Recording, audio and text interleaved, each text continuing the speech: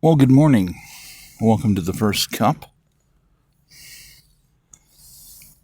Well, I left you off last night. I put out a piece. I said, look, I'm prescribing 25 hours of John Stossel. That's right. You've got to do it. It's your obligation to yourself, to your children, to everything. You have to get 25 hours of John Stossel. It's not a big deal. You should do it. So yes, I'm just reaching for the first cup. I'm just now doing the first cup. So let's come out and use the computers again. The computers to build and show the most impressive piece of economics in the history of the world. We've built the largest computers in history. Let's do this.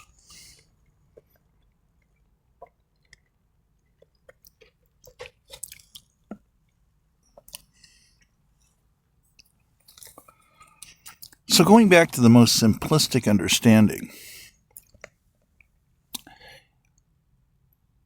how much can you as a human being manage in a day?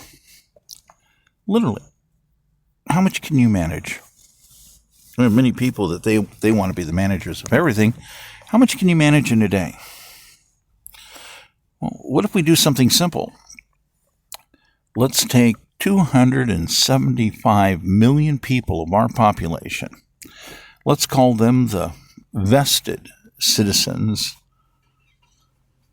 and say, look, we want you each to do one new home construction by yourself each year.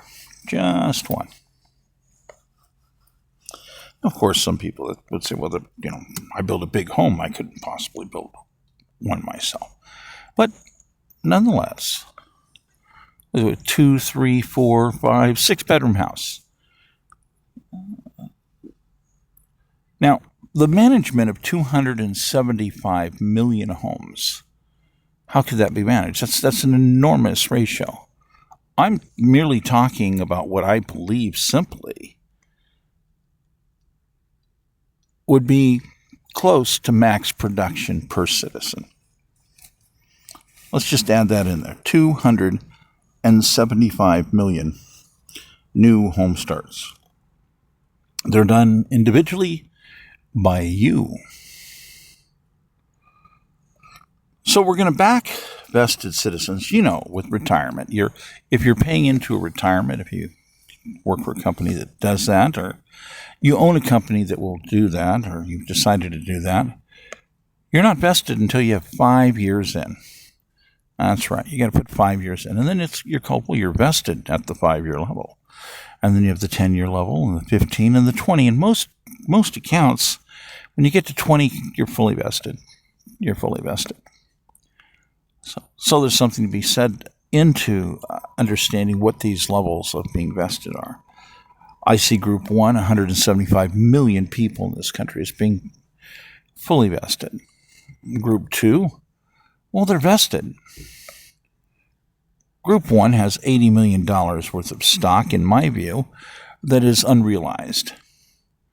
And beyond the start of the 80 million, what collectively we would do with that is still unrealized.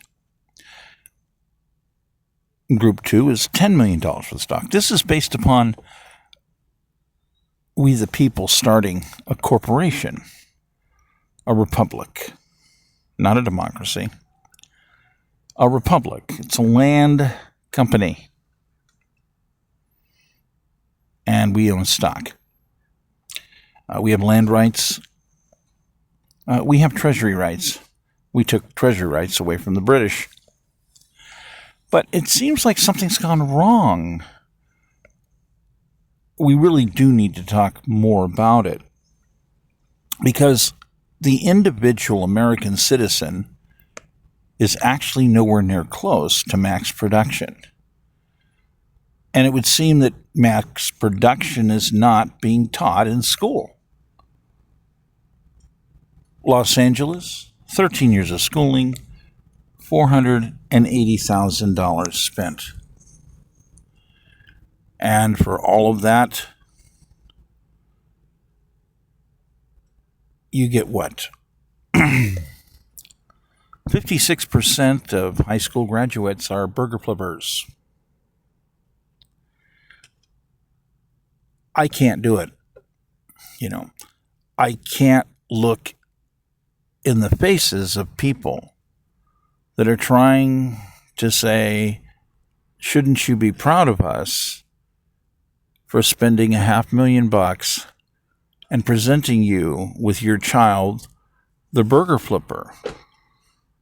Keep in mind, about 20% never really go anyplace.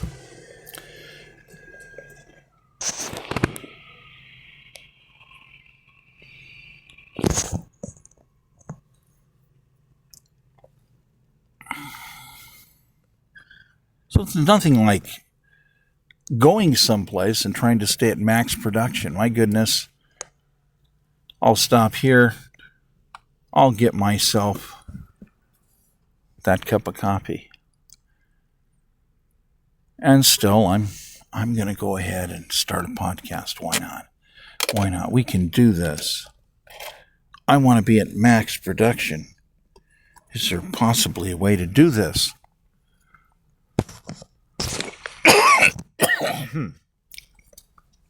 So let's just look at the real basic math here again. Your time's available to a certain point. Remember, it's your schedule. You get to decide that home building schedule, how to fit it in. And yeah, it could be a sacrifice, but is this the right sacrifice? Maybe you want more of your time, but still, just one home per year. Some people can build 4. Now, I bothered to go out of curiosity on many occasions to test, and I went around to various places where they had building supplies and lots of people hanging out, many of whom could barely speak English. And I asked them, I have the land, it's all ready to go, I have most all the building supplies, I can bring the others in real fast. You said you're a good carpenter, how many homes can you build for me a year? And the man replied and said, Oh, senor, I'm a good carpenter. I can build you 3 homes a year, no problem, no problem. I repeatedly got the same answer. Now, I've done a little bit of construction myself, and I've certainly spent some time watching others do it. You can go on the web. There's people who do time-lapse videos of construction projects. You can notice this. So, regardless that you would, end up getting various people to help you as you decide, the reality is building one home a year should not be a problem to fit that into your work schedule. Hey, why can't you get a job where they could work with that? Now we have more people working at home than ever before, theoretically. So let's add 275 million people into that step forward, into max production. Let's give people individually the control of deciding the diversity of what they want to do, making their own custom home. All those neat little variances and tweaks, all those things that can be different, that can stick out, that can be, well, in your view, more efficient or more interesting. So do we force this efficiency? It says, look, I demand you to be creative and build your own version of your own home. Is this capitalism? I don't know. It's hard to coerce people into certain things sometimes, but comparatively, we're different. And what I'm talking about is the original deal. It's the deal that we fought the revolution over to begin with, to make our own treasury, to stop the British from making bank off of us, from having that little guy running around and making all those appraisals on what you just built and how fast your community's growing. So he's working with how many assets have been created, what's that worth, and how much potentially can we collectively tax or charge your community. Those are the two big factors that they worked with to take those accounting sheets back to Britain. And they sit down on a table and they bring in 3 independent bankers to assist them verifying the valuation of what this new appraisal meant. At what level of justification can we print new notes? 50 cents on the dollar. That was generally the practice. They would print 50 cents on the dollar of the total value of the previously discussed statistics. Statistic 1, the value of the new construction that occurred. Statistic 2, based upon, how much can we suck out of that community if we decide to do so? What could we safely do? So, we're talking about an awful lot of money. So they would take the notes and they would say, okay, we got these new notes. What do we do? Well, let's go buy products. See, we're going to stimulate business, mostly in, Britain or, the Commonwealth, our collective, and buy a whole bunch of products. Oh, goody, you make furniture, we'll take some of that. Oh, you make hand tools, we'll take some of those. And you make this, whatever it is. Load it up onto ships and ship it out and go sell it worldwide. There's nothing like an East Indies company to go to, the East Indies, so to speak, and run around selling stuff. Look, we have products. We can sell these. Who has managed to come up with copper and gold? We'll accept some brass, too. That's valid. We can do brass. Metal. So they dragged this back to the treasury. So the British were known for their most famous thing, silver. Lots and lots of silver. And not that they didn't have, jewels as well. So this is the treasury. The treasury for Britain. But here in America, people were like, they just printed 50 cents on the dollar of the new construction that I just built, and 50 cents on the dollar based upon what the community could possibly produce in taxation or charges or whatever. And they put the money in their pocket. They didn't come back here. They didn't share the love. They didn't help us build more infrastructure. Oh, no. They have some troops here and there to maintain control, but they expect us to do that for the most part. So that's what we got. That's literally what we got for the moment. So how do we deal with that? Well, the British walked up and says, you people are lazy. We're going to tax you. We're adding these extra taxes. It's just not enough. I mean, can you imagine an entire nation? They're appraising the assets and using them as collateral to print currency, immediately buying goods that they convert into metal coins. Oh my goodness, an entire nation. And they're not going to share the love back. No help for infrastructure. And they're going to come up and say, look, y'all's lazy. We're going to have to add a new tax. We're going to put a tax on tea. Well, we know how that part turned out.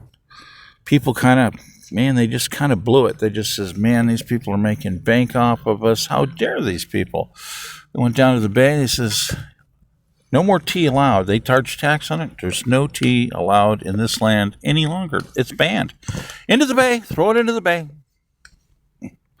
We are banning the existence of tea because it's a taxed item. We don't want any taxes here. Oh, no. We can't allow you people to merely, in spirit, use this massive leveraging asset justification where you're making so much money, it's mind-boggling. Why do you need to tax tea? You're making bank off of us. I mean, could you imagine? Could you imagine if you were building one home a year? Today, that could be an average statistic of, say, it might be 300K because you got a lot of, but it might only be about 220, 240, but let's say it's 300K. So 50 cents in the dollar, that's 150K. 150K. And then, of course, there's the community tax. How much can you tap out of people? Maybe another $20,000 each. But you're only going to show that as a potential, say. So, so they print 50 cents. They print the 150K and half of the 20K. So it's 160K. And then they go buy goods and they convert it into metal and they put the metal into the treasury. It runs full circle, and now all the paper is backed by, silver, pennies, etc. And what do we get again? Excuse me. What? Wait a minute. What's our cut here? Let me see now. Okay, so if you get the idea, let's take a look at a burger flipper today. Okay, we got a burger flipper. Burger flipper going to pay, I don't know what, $3,800 a year in taxes overall, combine a bunch of taxes. Around $3,800, I think, is what I came up with overall. So, how is that efficient? Let me see. If you were to guarantee Treasury access loan for new construction and the burger flipper were to build one house per year, you would be able to appraise and justify the printing against that new hard asset. We'll call it $300,000. But if you did it 50 cents on the dollar, just like the British would do, that means the government would be able to do $150,000 in printed notes. Buy goods from all of us. Yeah, how about that? Yeah, walk around. Hey, Joe, you got a furniture shop. Oh, hey, George. Yeah, hey, Mary. Oh, those are beautiful, Mary. We want a whole lot of those. Okay, and we'll just go sell those. We'll do the East Indies Company thing. We'll go sell those. Yeah, and we'll convert it into silver. Yeah, we'll convert it into silver. We can do that. Yeah. Or, brass is good. We can always use some copper, right? It's good for electronics. Come on. Some prudent, wise diversity here. Things that are, kind of sort of liquid yet solid. Yeah, okay, we can do this. You can almost buy, hey, drill presses. Yeah, that's inherently worth something. Yeah, we can do some of that. Whatever it is, we be prudent about this, really, bring that wisdom in. Yeah, we'll drink that. So, burger flipper, $3,800 a year, or back them to build their own home, and you could print and manifest $150,000 in printed notes. I mean, you got the asset, right? You're going to build the asset. It's solid. Plus, you're going to spend that money buying goods, right? Right? And there's going to be all this coin. Silver. Yeah, silver. Yeah, brass, gold. All this stuff's going to come in and whoop into the treasury. All solid. I'm talking real solidity here, folks. Real solidity. So, how do we do this? You see, I'm the kind of guy, I would walk up to these people in government today and say, hey, look, you have all these burger flippers. You're collecting $3,800 a year off these people. And they'd go, well, yes. And they're complaining they want all the taxes removed. And I'm like, well, personally, why would you need taxes? If you could make $150K off these people by using their assets as max production, you're poor business managers. You're despicable. You want to charge people taxes. You shouldn't be charging people taxes. You should be paying them a cut. You should be paying them a cut for super stimulus. Yeah. You're not using people to max production here, and you're not giving them their cut. See, in my view, 150K, yeah, we're going to make all that. See, they make the notes first, right? And it gets spent. Then they make the notes again, it gets spent. They bring the back toe from the sale of the products in. We got solidity here. It's all counterbalanced. What's the cut? I mean, what's fair? 50-50?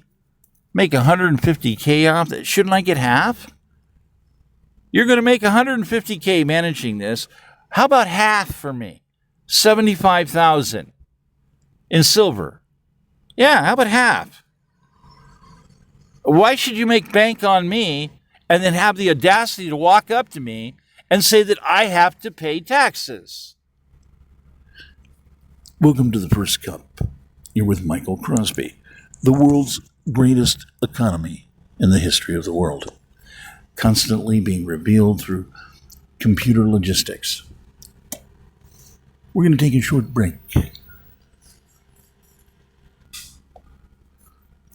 We're now going to be returning to the First Cup, as Mr. Crosby has gone out and found a nice airplane hangar to use scream therapy for about 25 minutes. It is now able to return to the show and begin the discussion again. So I hope many of you went ahead and did a pause on that and, came back and let it sink into your head. $3,800. Yeah, you're a burger flipper. We're going to tax you $3,800 instead of making 150K off of you and then splitting the profits. Yeah, no, we're gonna find some way to print extra money off you anyhow. Yeah, we won't talk about that kind of fiat airball money we're going to invent based on you, and you're not going to get a cut. See, because we're making you pay taxes. So, I'm the kind of guy, walk in the building, look at stuff, have some strange face looks, point at a few people and say, I want you to get me the tally sheets. You leave them in the office and then close the door.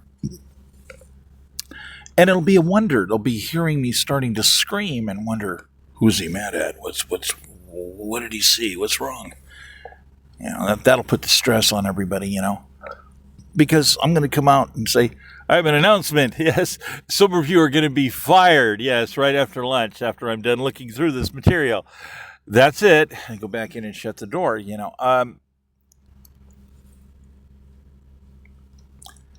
We have to be wise. We have to be prudent. So we don't need taxes. This is the brilliance of the American Revolution. As we, the American constitutional, us colonial, capitalist, constitutionalist, stood up and says, these people aren't allowed to make bank off us. We want our cut.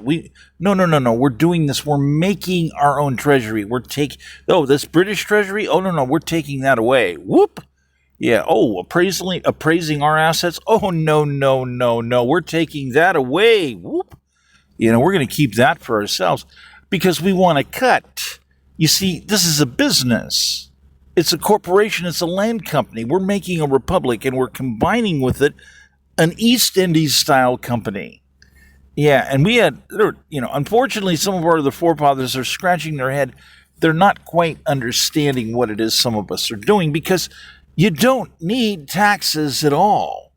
The only way you would possibly need taxes is an emergency war stimulation item, or, maybe, this unforeseen natural catastrophe or something, but you could always pay that back. It'd be more like a loan. Look, this is simple. We're going to make money here. This is a business. We want our cut. We're capitalist. Yeah, we're communalist. Yeah, we do things nice for each other. We help each other raise barns. We help people that are in need. But we want to make money. We're capitalists here. We want our cut. There's no reason why we, as American colonials, making our own treasury, controlling our own lands, controlling our own destiny. Yeah, we decide how to do this. You don't need taxes. We need to, no. We just took this away from the British. Look, we want our cut. We want our stock. And someone says, well, there's not enough paper and people live all over the place. We can't issue stock yet. It's, so what is it? Okay, it's as though it's implied. It's implied. Okay. We got a lot of people missing. We had a lot of fires. Okay. A lot of fires. British were really, really unreasonable. They would burn archives all the time. Yeah, we had a nice long war period. Culminated ending up with the 1812 war. Yeah, the 1812 war, yeah. They came in, they burned Washington to the ground, basically. But that's not the only place. They went all over the country doing it. These raids that they would send the guys in, they weren't going to be able to hold the territory for very long. They knew we would end up gathering people together and come back in on them, but they could go in there fast and hard and burn things to the ground. We had some strict laws we put in there. There is no place on this planet that you can hide. If you come in and burn our archives, there is no forgiveness and there's no place you can hide. That's treason. I don't know how many of you people have actually had real American history. I mean real American history. Because it seems to be going extinct. Because the fiscal part of American history has come under attack too many times. See, the War of 1812 had a situation. The British started kidnapping sailors on commercial ships at an incredibly accelerated rate. They were flipping out. They didn't know how to stop us. They couldn't figure out. They were scratching their head going, yeah, there's a lot of land in America, but the actual population is small. How come 50% of the world's shipping is all of a sudden going to America? What's going on? Even European countries were flipping out. They were like, whoa, what's going on with this? These things seem to be lacking in being properly conveyed in American history.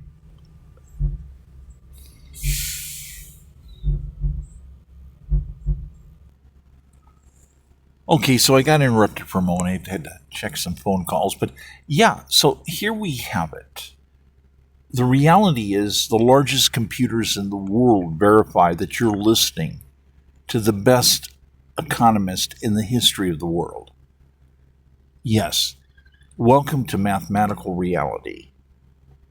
Now, I just showed you something that's mind-boggling. A purity, a brilliance that is purely American revolutionary thinking. For this, I get people shooting at me. There are people who want to kill me.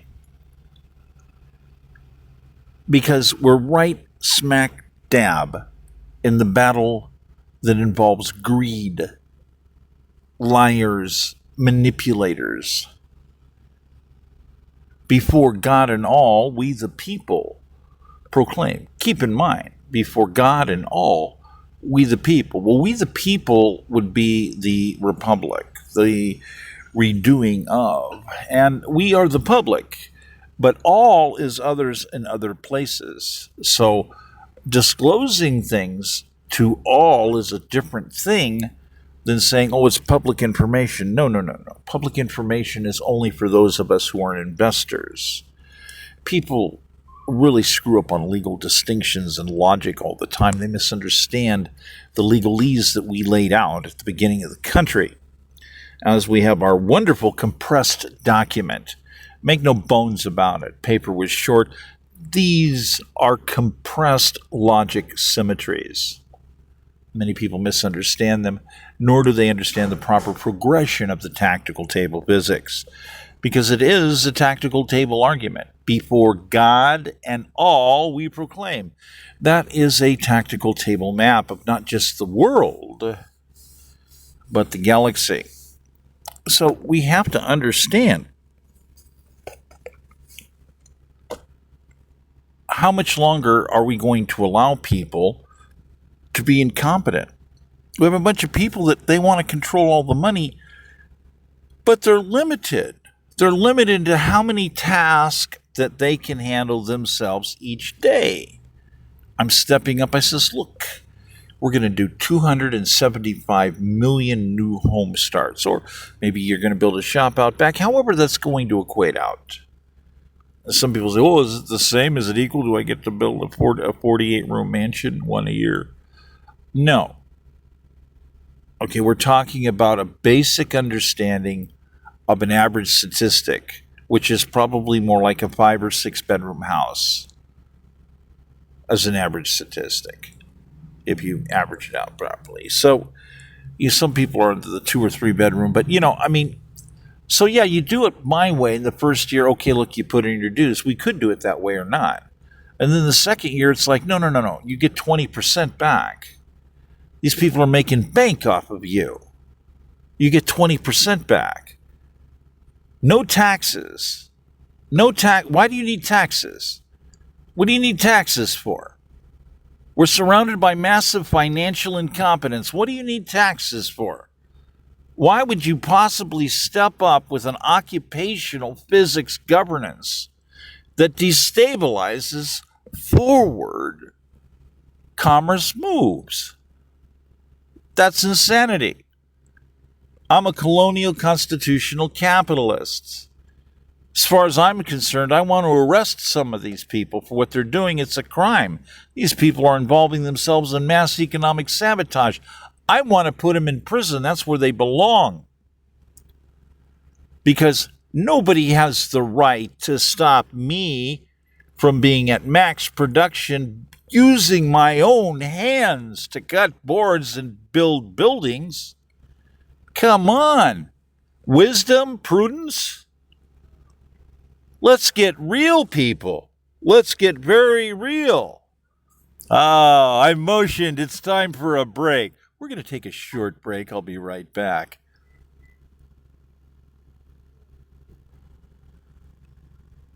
Okay, we're now returning to the world's best economist, confirmed by the largest computers ever made by mankind. All right, folks, here we go. Look, I'm a little upset. We have to deal with this. We have people, they're burning us, they're ripping us off, man. There's no need for any taxes at all. In fact, where's our cuts been going? How long have these people been incompetent and robbing us? I'm not kidding. We have people all over the place being told they're not allowed to put a roof over their own head to save their very lives from the elements. My goodness, the Eskimos, the Greenlanders, those Indians are both related, They look and they go, my goodness, they're committing genocide all over the country. They've banned people from using their hands to build roofs over their heads to protect themselves from the elements. Under tribal law, we would bring you before us and ask you, why are you committing crimes against humanity? What's wrong with you people? Don't you understand? We have to protect our community. We can't allow you to run around and commit genocide. How hard is this to grasp in your brain? I've been flagged again. I'm going to have to take a short break.